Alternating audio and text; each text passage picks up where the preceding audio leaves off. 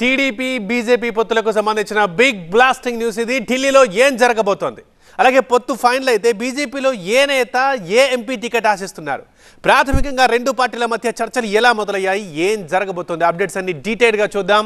ప్రసంగతే చంద్రబాబు ఢిల్లీకి బయలుదేరారు. ఆ బ్లాస్టింగ్ బ్రేకింగ్ న్యూస్ మనం చూస్తున్నాం. ఇక పొత్తులపై అమిత్ షాతో కీలక చర్చలు సాగించబోతున్నారు. ఇంతకుముందు శనివారమే అమిత్ షాని కలిశారు కంభంపాటి రామ్మోహన్. అప్పుడు అమిత్ షాతో కలిసిన చర్చల సారాంశాన్ని చంద్రబాబుకు వివరించారు కూడా కంభంపాటి. అలాగే నిన్న సీఎం రమేష్ని పిలిచి మాట్లాడారు అమిత్ షా. పొత్తు అవసరాలు, పార్టీ నేతల అభిప్రాయాలు తెలుసుకున్నారు షా. ఇద్దరికి రెండు పార్టీలకి మేలు జరిగేలా పొత్తులు ఉండాలంటున్నారు బీజేపీ నేతలు. అయితే 8 ఎంపీ సీట్లు, 25 అసెంబ్లీ సీట్లు బీజేపీ ఇవ్వాలని కోరుకుంటున్నట్లుగా సమాచారం.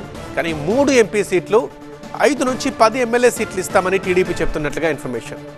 రాత్రికి అమిత్ షా చంద్రబాబు చర్చల్లో ఒక కొలిక్ వచ్చే అవకాశం కనిపిస్తోంది పొత్తుల విషయం అనేది.